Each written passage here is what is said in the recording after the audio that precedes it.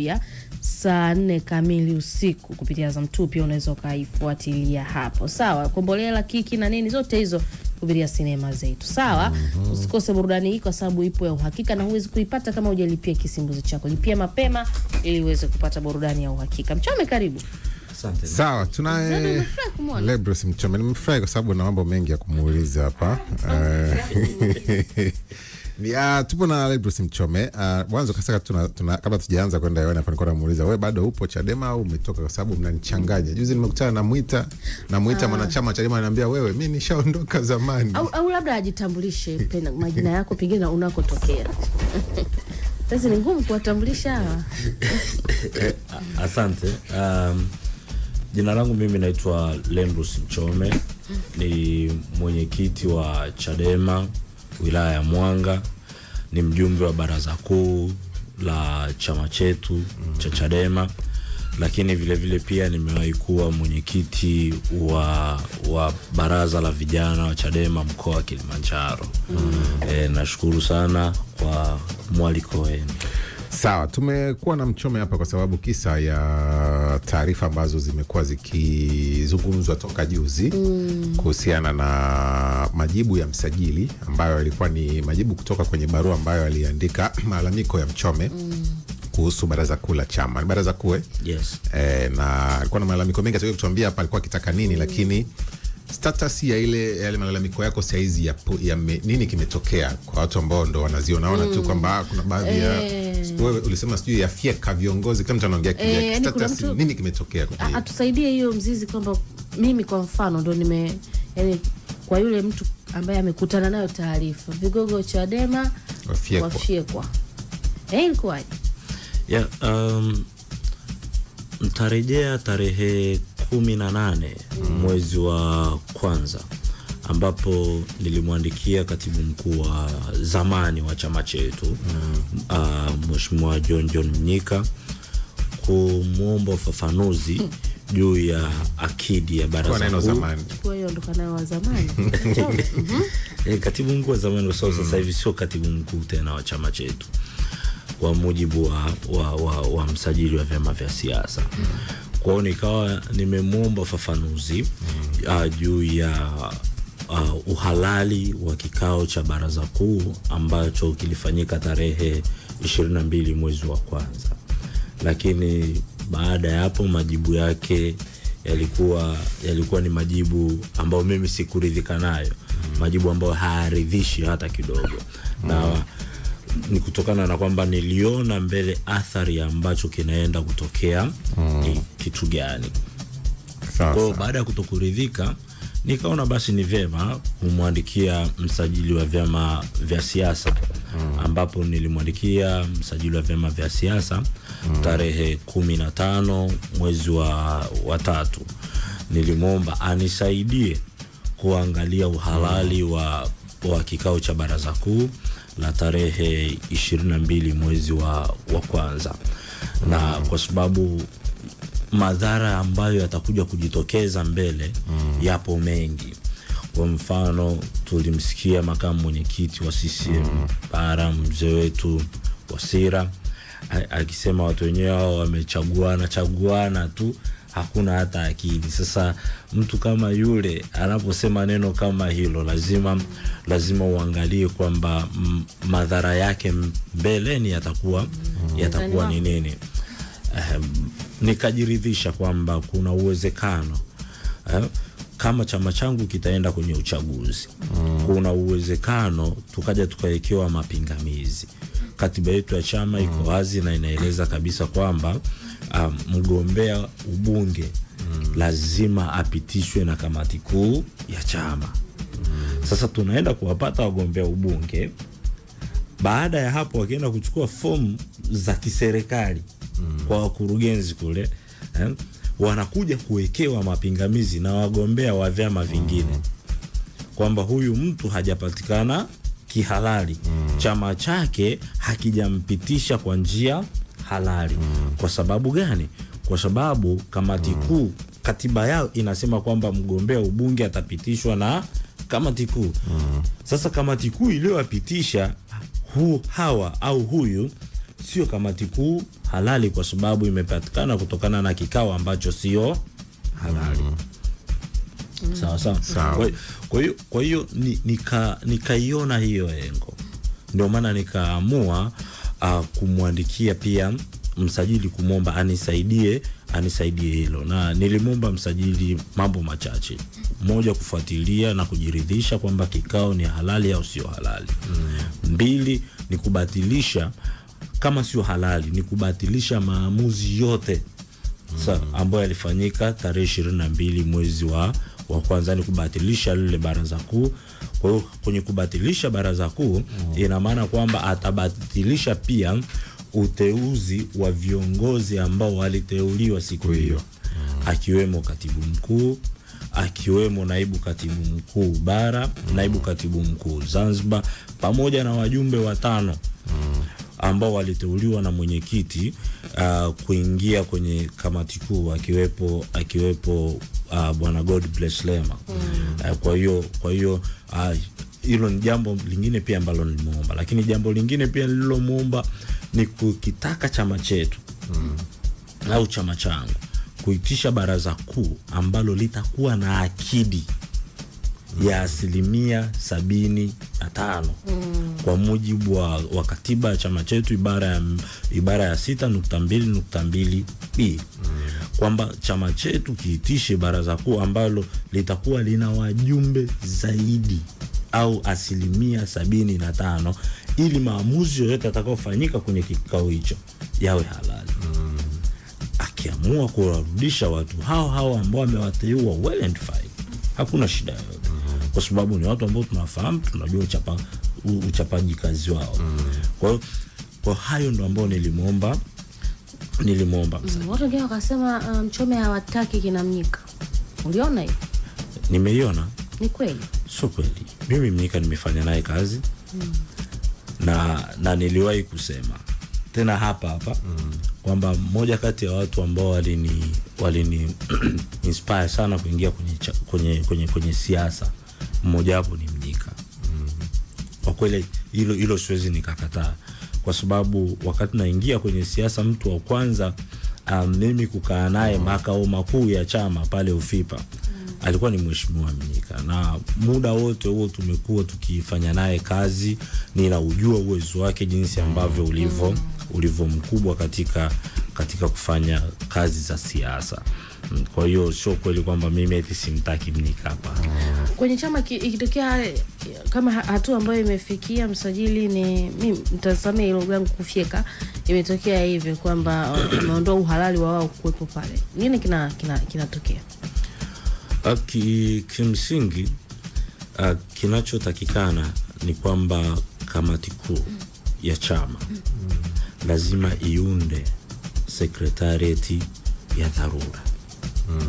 Kwa kamati kuu ina uwezo wa kuunda sekretarieti ya dharura ambayo itasukuma kuitisha baraza kuu la chama, ili sasa hawa viongozi waweze kupatikana kwa njia ambayo ni halali.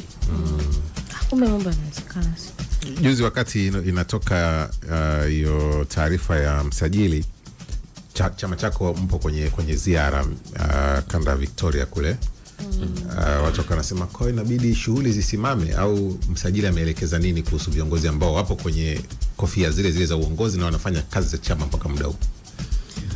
Kimsingi kwa mujibu wa sheria zetu za vyama vya siasa, na nimeshangaa sana juzi jinsi ambavyo makamu mwenyekiti wangu wa chama ameongea na kusema kwamba anawatambua viongozi, au na kwamba wengine wanasema kwamba msajili hana mamlaka hayo ya kutenda. Sema kama anataka akifute au sasa ukienda kwenye mchonganishi ndio uongee hivyo. Ndio amesema hivyo. Ndio namna ya tono ulivyosema. Sema kama anataka afute afu aone. Ukienda kwenye sheria ya vyama vya siasa, kanuni ya 31 ya vyama vya siasa, kanuni ya ndogo ya 2 na ya 3 iko wazi, na hii inaongelea registration of political parties and monitoring. Kwa hii inampa msajili mamlaka sawa yeye kwanza ya kusajili vyama vya siasa, lakini pia kuvifuatilia. Sasa kwenye kuvifuatilia si ndo pale anaangalia kwamba katiba yenu inasema hivi, mwongozo wenu huu au kanuni yenu hii inasema hivi, nyie hii kanuni mmeikiuka.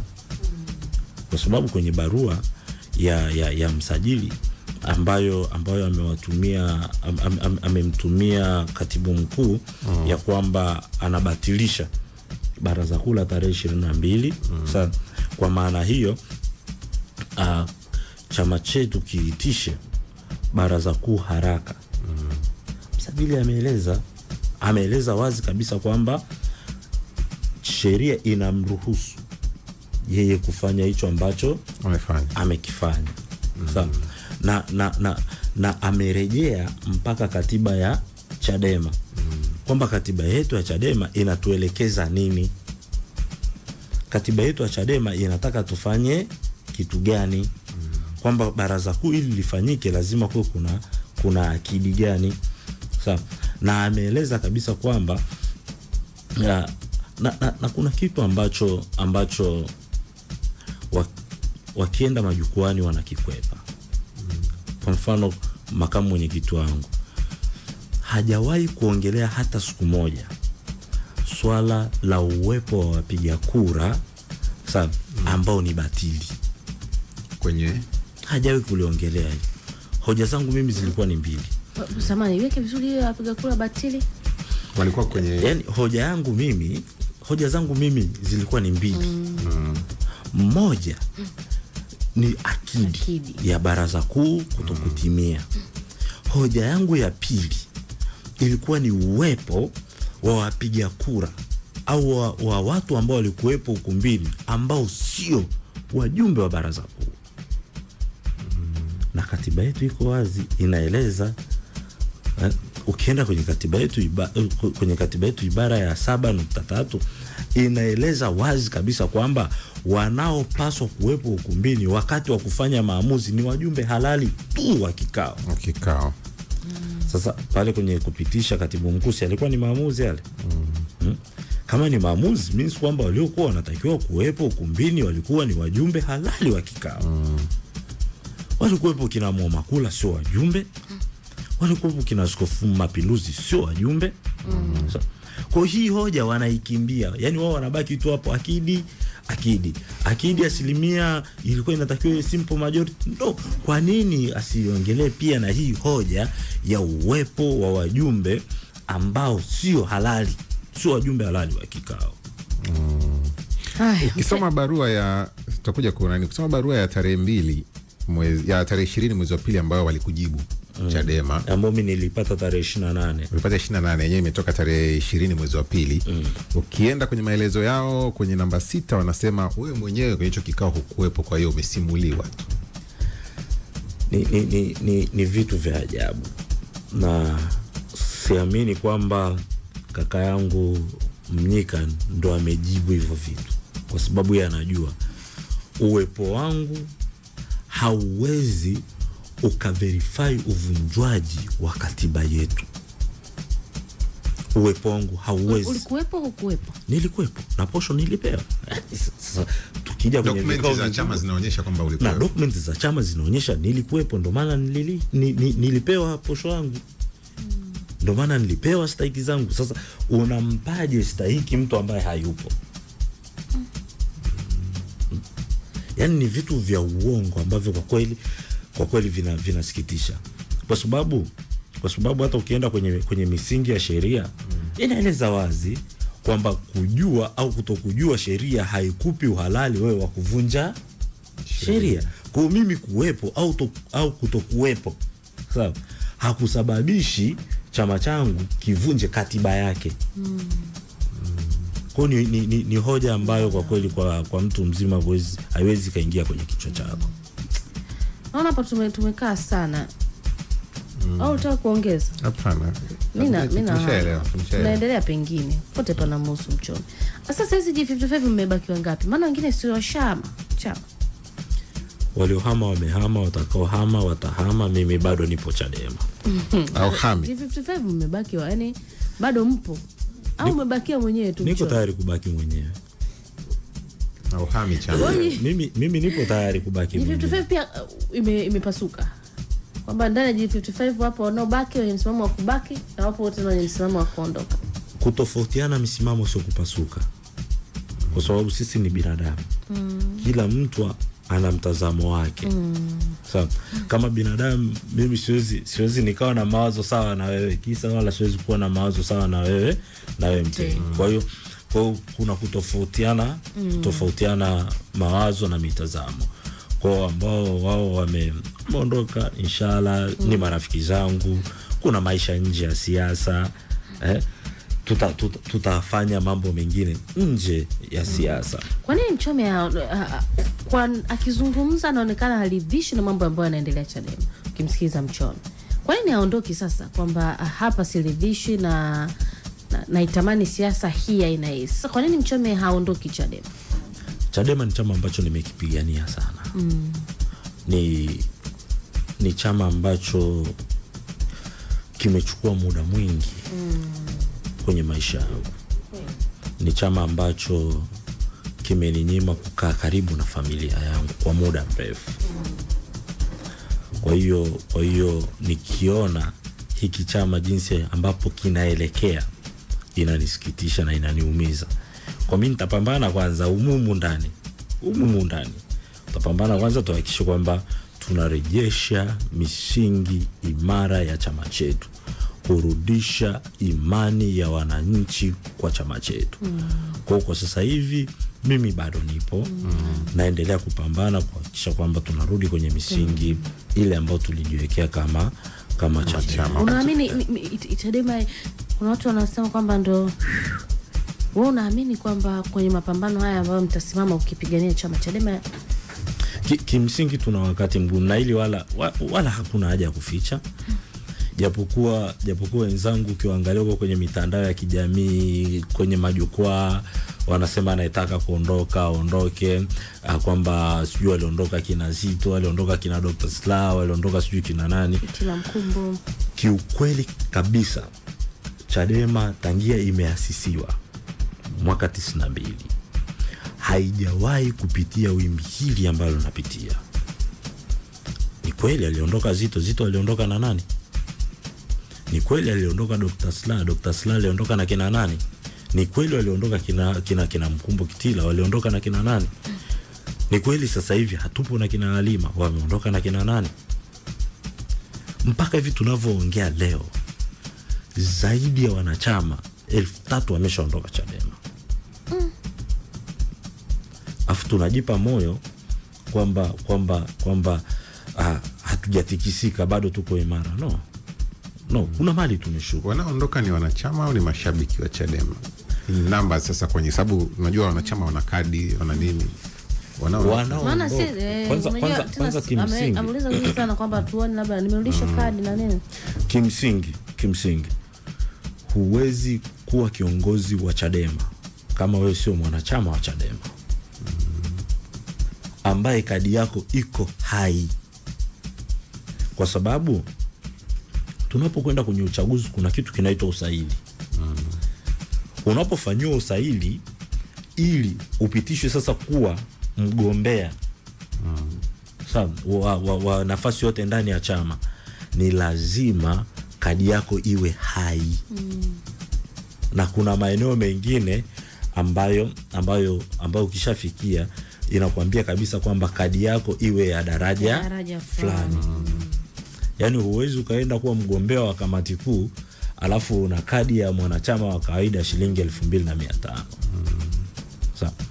Kwa hawa wote wanaoondoka mpaka sasa hivi ni wanachama hai wa Chadema, wala sio mashabiki wa Chadema. Kwa hilo ni lazima na lenyewe liwekwe sawa. Huwezi ukaniambia mtu kama Benson Kigaila ni shabiki wa Chadema. Benson Kigaila na watu wangapi nyuma yake? Benson Kigaila mtu ambaye yani hii nchi yote anajua karibia kila kichochoro cha hii nchi. ameizunguka hii nchi yote, hakuna wilaya, si ajabu hakuna hata kata ambayo hajafika Benson. Unafikiria nyuma yake kuna watu wangapi? Unafikiria ameondoka bila kuwa consult watu wake? Ameondoka Salum Mwalimu. Salum Mwalimu unajua na watu wangapi nyuma yake? Ni kiongozi mkuu. Yaani unakuwaje kiongozi kama huna watu nyuma yako? Hauwezi kuwa kiongozi kama huna watu ambao wako nyuma yako. Jana nimeona Salum Mwalimu amekuwa mgombea mwenza wa urais mwaka 2020, makamu wa rais. Amezunguka nchi nzima, ana wafuasi wangapi? Leo hii anaondoka John Mrema, ana wafuasi wangapi nyuma yake? Hawa viongozi wanaoondoka wana watu wangapi? Yaani tusifikirie kwamba wanaondoka tu wale viongozi, bali kuna watu ambao wako nyuma yao, mamia na maelfu ya watu.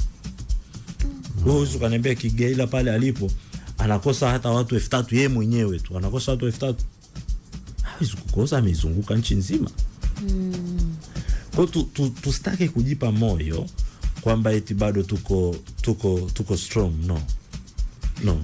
Kuna mtu tutaenda kusoma habari tutarudi. Kuna mtu mmoja akaandika kwamba mwenyekiti mstaafu kutokusema lolote kwenye hili ni kama inachochea watu kuendelea kupoteza imani na chama. Hivi kwa ushauri wako, kwa uzoefu zaidi ya miaka 20 ukiongoza Chama cha Demokrasia na Maendeleo Chadema, mwenyekiti Mboya anaweza kurescue nini kwenye hali kama hii? Mimi ninaona kwanza kuna kazi kubwa sana ya kufanya kwa ajili ya Mheshimiwa Freeman. Mheshimiwa Freeman amepigwa mishale mingi sana. Amedhalilishwa, familia yake imedhalilishwa. Amechafuliwa mno. Ilikuwa ni busara kwa viongozi wetu wakuu wa chama kuunda kama jinsi ambavyo Freeman alishauri.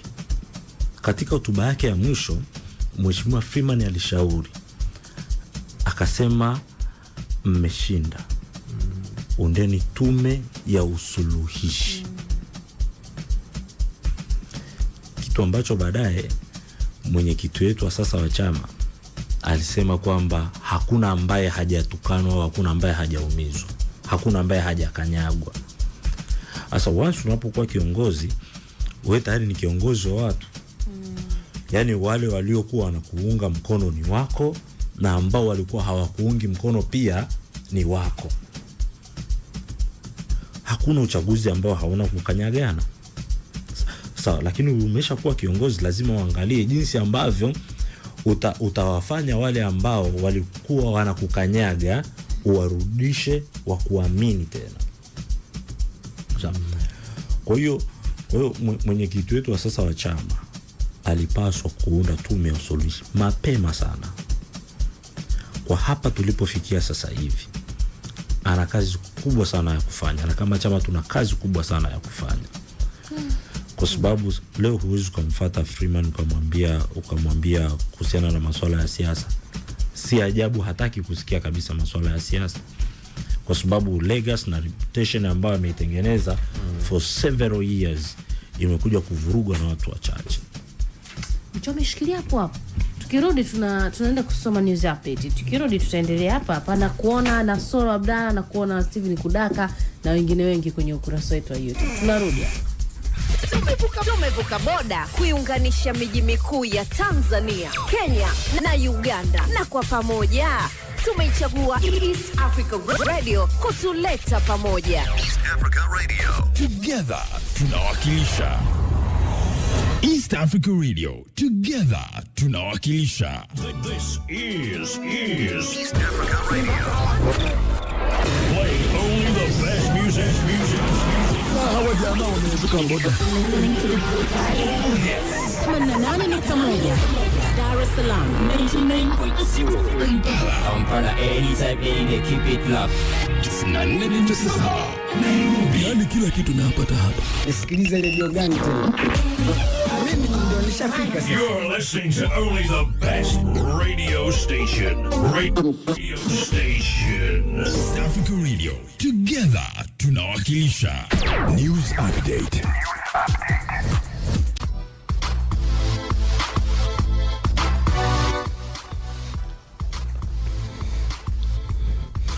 Rais wa Zanzibar na mwenyekiti wa Baraza la Mapinduzi Dr. Hussein Ali Mwinyi ameahidi kuendelea kumwenzi marehemu Charles Hilary kwa kutimiza ahadi na maombi aliyomwachia juu ya familia yake.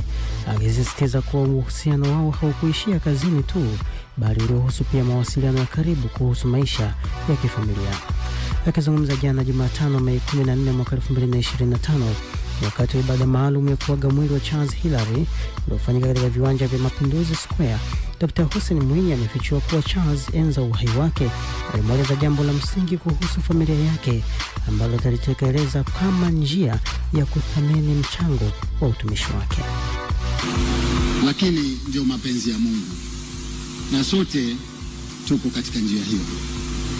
Nichukue fursa hii kutoa pole kwa familia, ndugu, jamaa na marafiki na waombolezaji wenzangu nyote kwa kuja kumsindikiza ndugu yetu. Kwenye eneo la familia sikupata nafasi ya kukutana na mke wake wala watoto wake, lakini nilikuwa nawajua kwa sababu alikuwa ananizungumzia kuhusu wao. Alikuwa karibu sana na familia yake, na naomba nisiseme hapa, lakini alinipa ombi linalohusiana na familia yake. Tutakuja kuzungumza mimi na nyinyi, lakini nimelipokea. Nataka niwahakikishieni kwamba nitaenzi kazi aliyonifanyia kwa kutimiza yale ambayo aliyataka juu ya familia. Askari wawili wa usalama barabarani kutoka kituo cha polisi Mirerani wilayani Simanjiro mkoani Manyara wamefariki dunia baada ya kupigwa na radi wakiwa kazini. Tukio hilo limetokea wakati askari hao wakiendelea na majukumu yao ya kudhibiti usalama barabarani, ambapo hafla mvua iliyokuwa ikinyesha iliambatana na radi iliyosababisha vifo hivyo. Kamanda wa polisi mkoa wa Manyara, kamishna msaidizi mwandamizi wa polisi Sakap Ahmed Makarani, akizungumza jana Mei 14 mwaka 2025, amethibitisha kutokea kwa tukio hilo. Kamanda Makarani amesema kuwa tukio hilo lilitokea Mei 13 mwaka 2025 katika mji mdogo wa Mirerani wilayani Simanjiro, na kuongeza kuwa askari hao walikuwa wakitekeleza majukumu yao ya kawaida ya kazi, lakini walijikuta katika hatari ya maafa wakati hali ya hewa ilivyokuwa mbaya.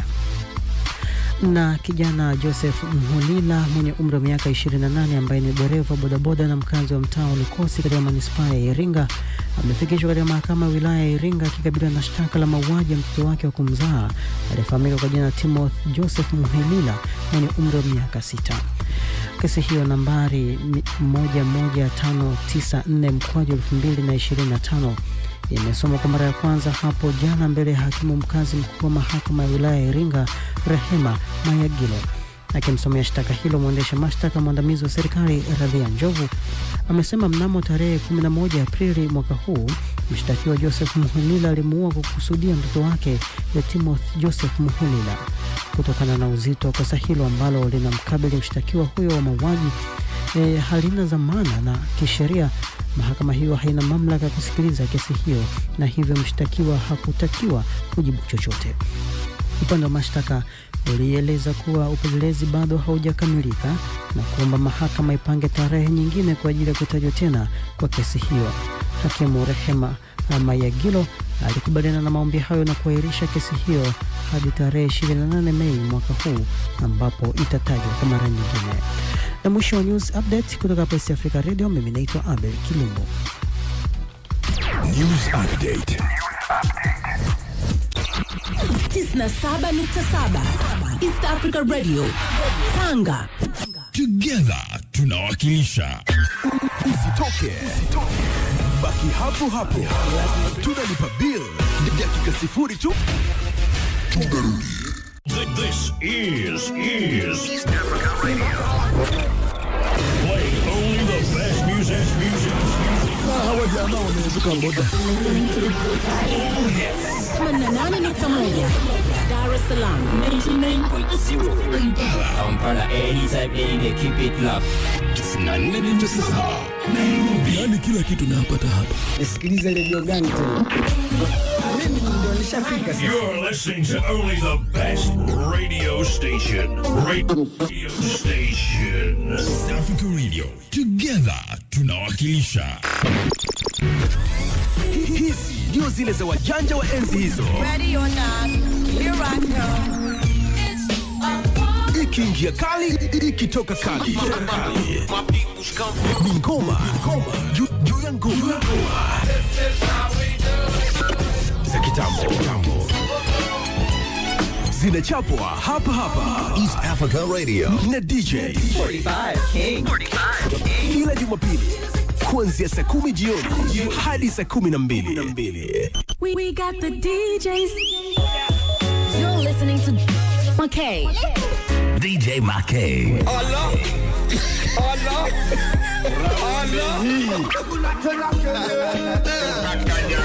DJ McKay. Wicked. DJ McKay. You're listening to DJ McKay. East Africa Radio. DJs with the fire mix. East Africa Radio. All hits. Baada ya kulipa bill, kifua chacho.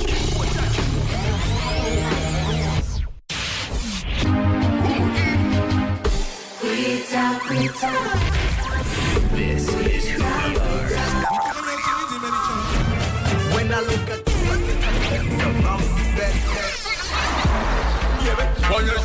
this is what we play.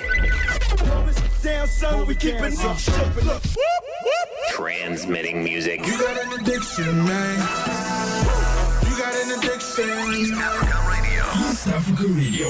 Together, tunawakilisha. The feeling of good music.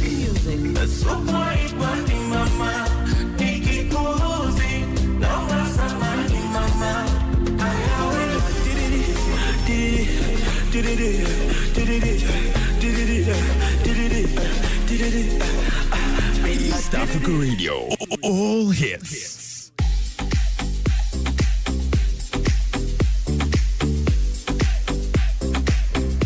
Haya bwana, dakika ni ngapi? 8, saa vile dakika 8. Baada ya saa 2 kamili. Karibu, bado sisi tuko mpaka 3 kamili saa la mwisho hilo. Samson Charles pia tutakwenda kwenye kibiashara zaidi baadaye. Kabisa. Kwa hiyo endelea kutusikiliza hapo.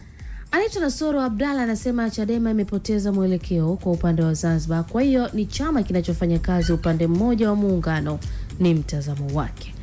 Lakini Steven Kudaka anasema chama tawala kilikuwa comfortable na Mbowe kuliko Lissu. Lazima Chadema ipigwe vita. Asante Steven kwa mchango wako na mtazamo wako. Haya, nimekuona na nani mwingine? Huyu amesema ngoja wahame tuone umaarufu wao. Safi, amefokea wanaohama. Na michango mingine nimekuona pia Jonathan Malani. Nimekuona pia David John na wengine wengi. Mpo wengi sana. Lakini tulikuwa tunazungumza hapa mtia kati tunaondoka pale.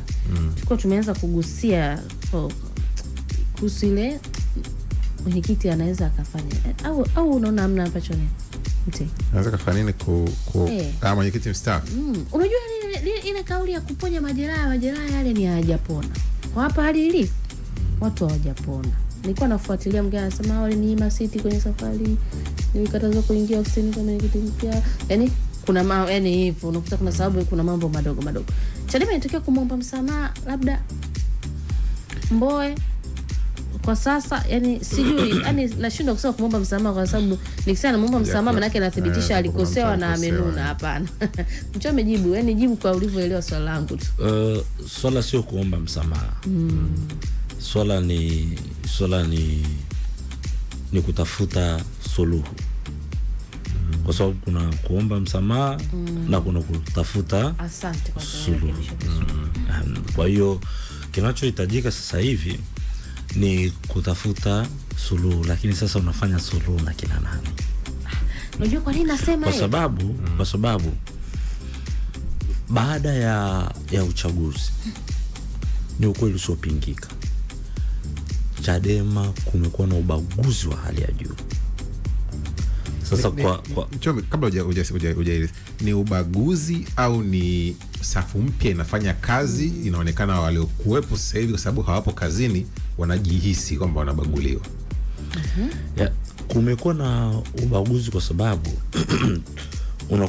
unakuta labda kuna kitu unashauri, unaambiwa huyu nice ni chasi wale wamboe, na unashauri kitu ambacho kitakisaidia chama, lakini unaambiwa huyu wamboe. Sawa. Kwa sababu kiongozi lazima usikilize kote kote. Huyu amekuja na lake lipokee, huyu kaja na lake lipokee. Sawa. Alafu utaenda kuchakata kwenye kichwa chako wewe mwenyewe au na kamati yako. So kama kiongozi lazima uwe na washauri. Sawa. Kwa hiyo utakaa na washauri wako, mtashauriana na kuona kwamba hili tulichukue au hili tuliache. Lakini unakaa na kiongozi unamshauri, anakuambia ni watu ambao bana nye. Kwa kumekuwa na ubaguzi wa hali ya juu. Na kwa sisi wengine ambao tumeamua kwamba tutapambania umumu ndani, ndo tumekuwa tukibaguliwa zaidi. Yani kwa mfano kama wengine, kama mimi sasa hivi kiangalia simu yangu, si ajabu mpaka asubuhi nadhani sina grupu lolote lile la WhatsApp la Chadema. Sasa kama sio ubaguzi, kwa sababu mimi bado ni mwana Chadema na nipo Chadema. Na sitoki Chadema leo wala kesho. Kwa hiyo kuna kazi kubwa sana ya kufanya, ya kutafuta suluhu. Lakini viongozi wetu wamekuwa wakichupaza shingo. Wamekuwa na viburi. Ambavyo viburi hivyo leo hii ndio inapelekea hii hamahama ambayo tunaiona leo.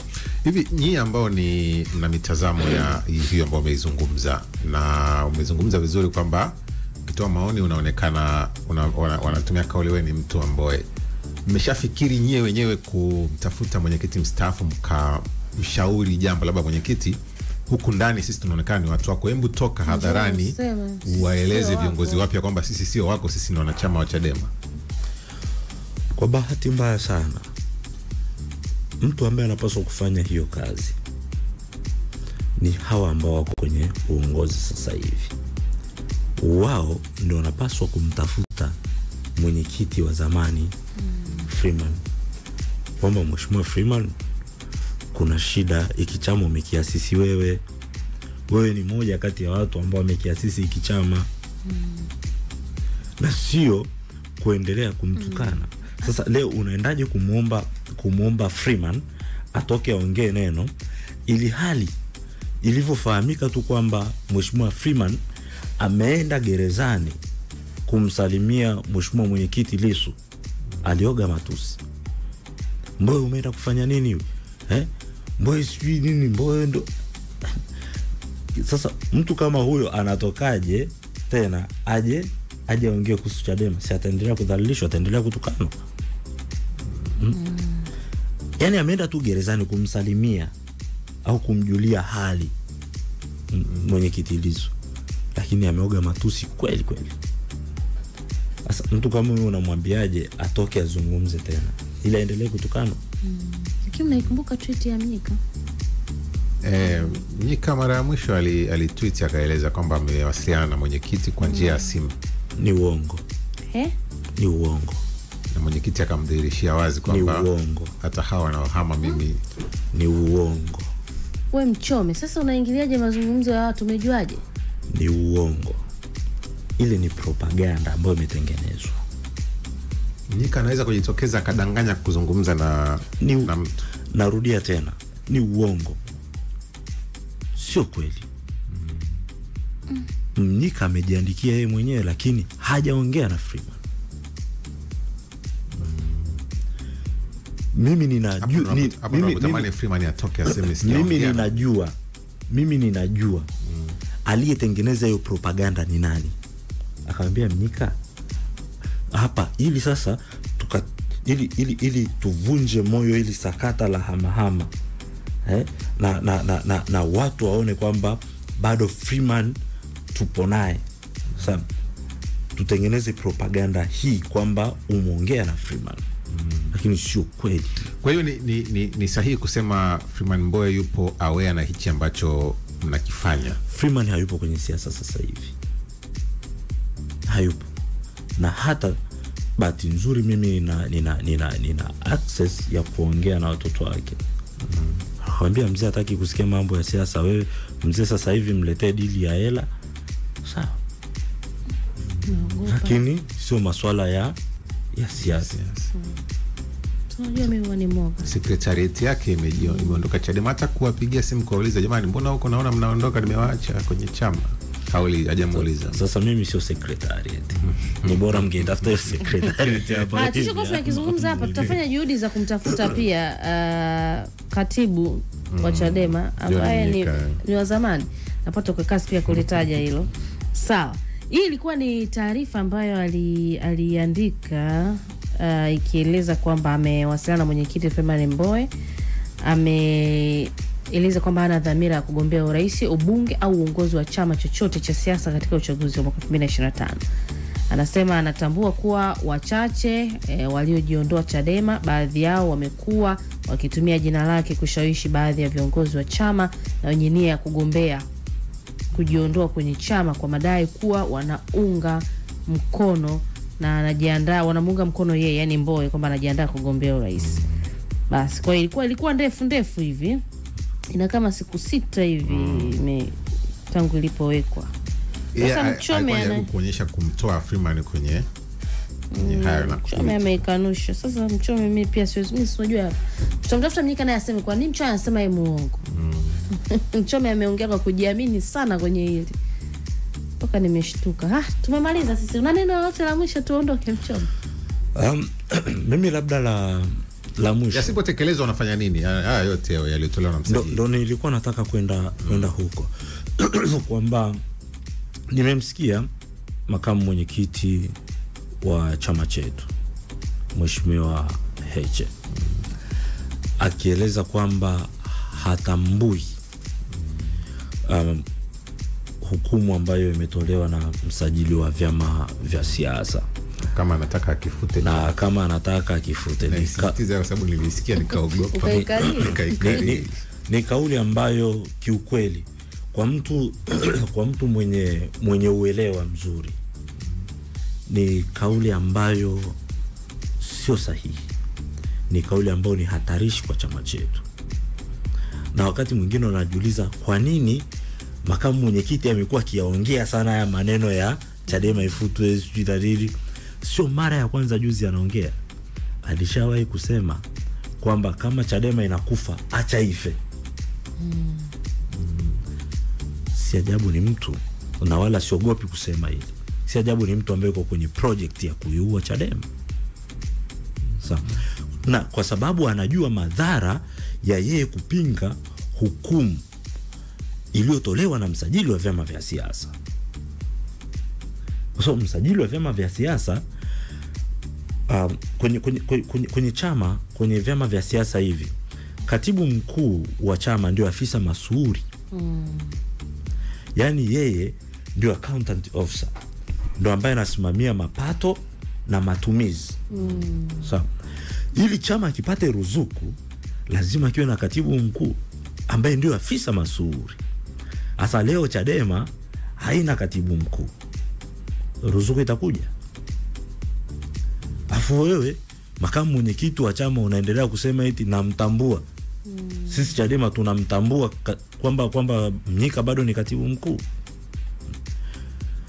Wasijisaulishe, wala makamu mwenyekiti asijisaulishe. Arudi akasome vizuri kwenye sheria za vyama vya siasa, unless otherwise yuko kwenye project ya kuiua Chadema. Na sisi ambao ni Chadema tutapambana kuikomboa Chadema, kwa sababu makamu mwenyekiti tunafahamu na tunazijua projekti zake zote kati yake yeye na CCM. Naitwa Kisa Daniel. Sijui kama na usika chochote kwenye hiyo. Yani sielewi. Mchome umetumwa wewe.